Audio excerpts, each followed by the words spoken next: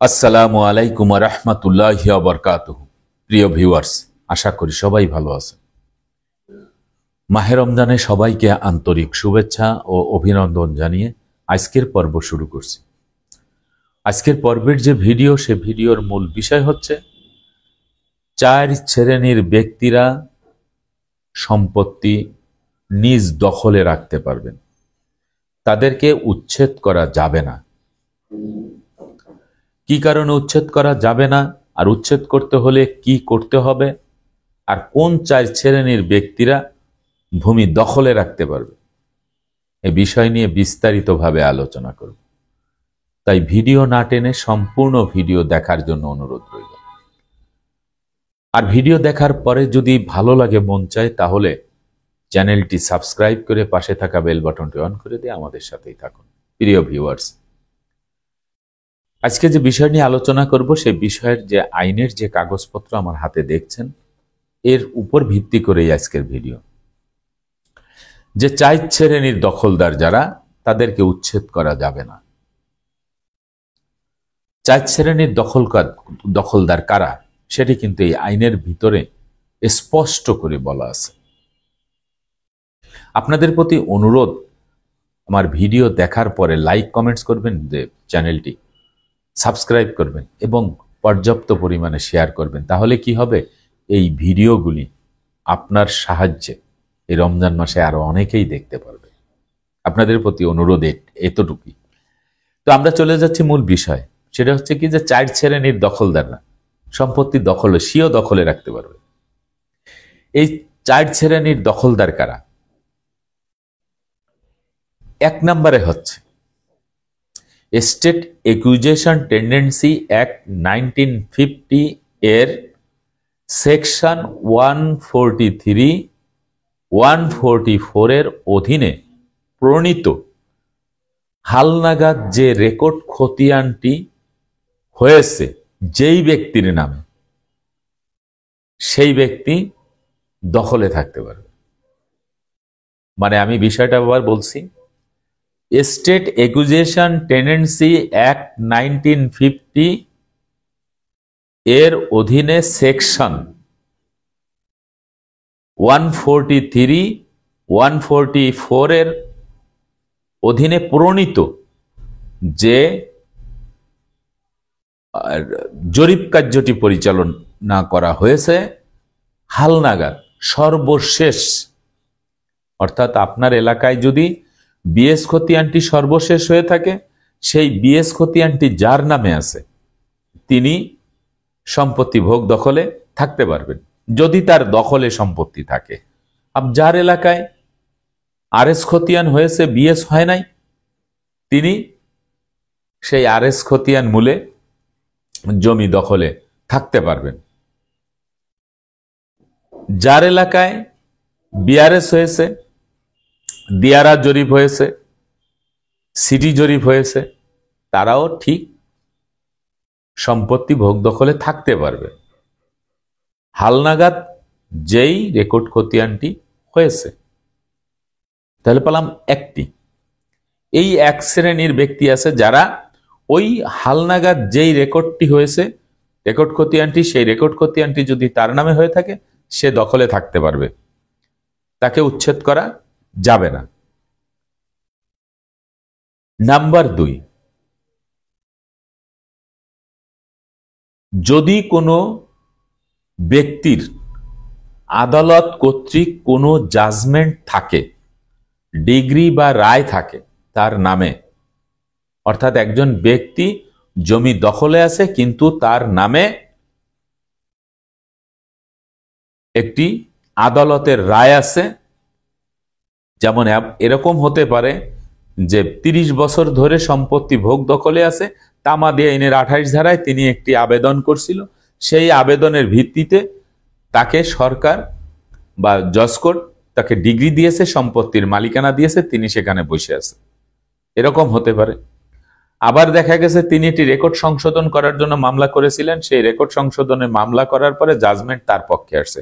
অর্থাৎ আদালত কর্তৃক এই সম্পত্তিতে থাকার যদি কোনো অনুমতি তার কাছে থাকে, আদালতের জাজমেন্ট, ডিগ্রি, রায়, যাই বলি না কেন থাকে, তিনি এই সম্পত্তি ভোগ দখলে থাকতে পারবে, তাকে উচ্ছেদ করা যাবে না। এই হলো 2 নাম্বার। 3 নাম্বার হচ্ছে এই 2 শ্রেণীর যে ব্যক্তিদের কথা বললাম, এই 2 শ্রেণীর ব্যক্তিদের মৃত্যুর পরে তাদের যে ওয়ারিশ থাকবে, এই ওয়ারিশরা যদি সম্পত্তি ভোগ দখলে থাকে, অর্থাৎ দেখা গেছে যে আদালতের রায় হয়েছে এখন থেকে 15 বছর 20 বছর আগে, অথবা আপনার এলাকার সর্বশেষ যে জরিপ কার্যটি পরিচালনা করা হয়েছিল, যে খতিয়ানটি তৈরি করা হয়েছে হালনাগাদ, সেটিও হয়েছে দেখা গেছে এখন থেকে 20-25 বছর আগে। এখন যার নামে হয়েছে তিনি মারা গেছেন, কিন্তু তার সন্তানরা তো রয়েছে, তার ওয়ারিশরা তো আছে। সেই ওয়ারিশরা যদি সম্পত্তি ভোগ দখলে থাকে, তাদেরকে উচ্ছেদ করা যাবে না। আদালত কর্তৃক যে রায় আসলো সেটি তার ওয়ারিশদেরকে উচ্ছেদ করা যাবে না, আবার যার নামে হালনাগাদ রেকর্ড হয়েছে তার মৃত্যুর পরে তার ওয়ারিশদেরকেও উচ্ছেদ করা যাবে না। এইগুলো হচ্ছে 3 নাম্বার।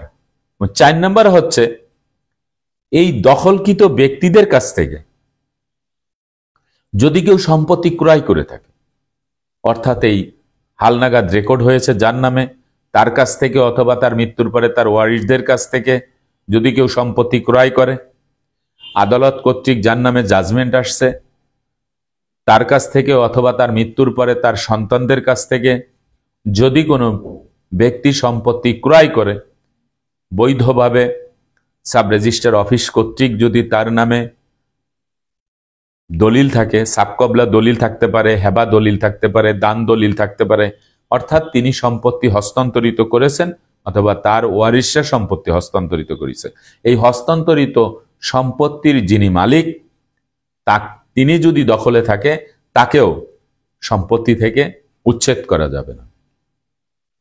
আমার কথা নয়, এটি কিন্তু সরকারি যে আইন, ভূমি অপরাধ প্রতিরোধ প্রতিকার আইন 2023, এই 2023-এর যে 7 ধারা, সেখানে আপনারা স্পষ্ট পাবেন। আমিও এটি আমার থাম্বনেলেও দিয়ে দিব, আপনারা ওখানেও দেখতে পারবেন।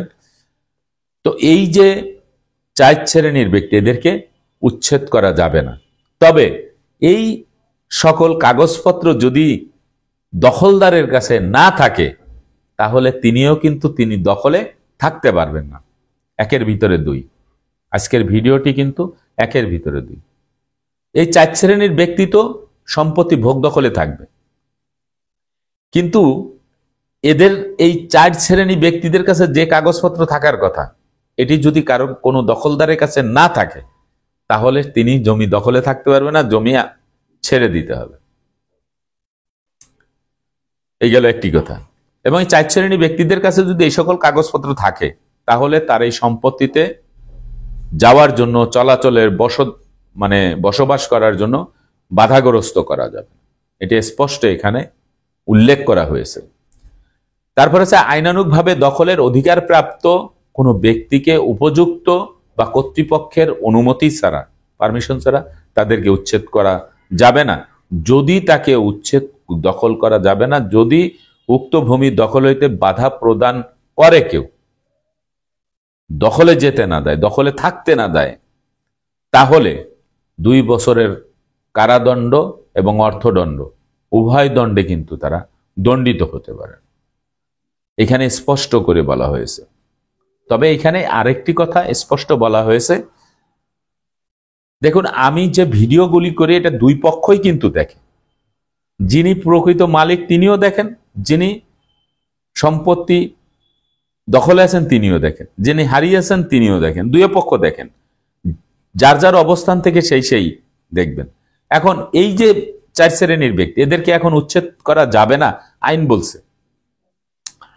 তাহলে আইনের যে ভূমি অপরাধ প্রতিরোধ প্রতিকার আইন 2023-এর 7 ধারায় যে কথাগুলি বললাম আমি এত সময়, এই 4 শ্রেণী ব্যক্তিদেরকে আপনি উচ্ছেদ করতে পারবেন। হ্যাঁ, যদি আপনার উচ্ছেদ করতে হয়, তাহলে আপনাকে কি করতে হবে? এখানে 2 নাম্বার যে উপধারায় বলা হয়েছে, আইনানুগভাবে দখলের অধিকার প্রাপ্ত কোনো ব্যক্তিকে উপযুক্ত আদালত বা কর্তৃপক্ষের আদেশ ব্যতীত তাহার দখলীয় ভূমি হইতে তাকে উচ্ছেদ করা যাবে। দেখছেন কোন জায়গাটায় থেকে কোন জায়গায় মেরে দিল।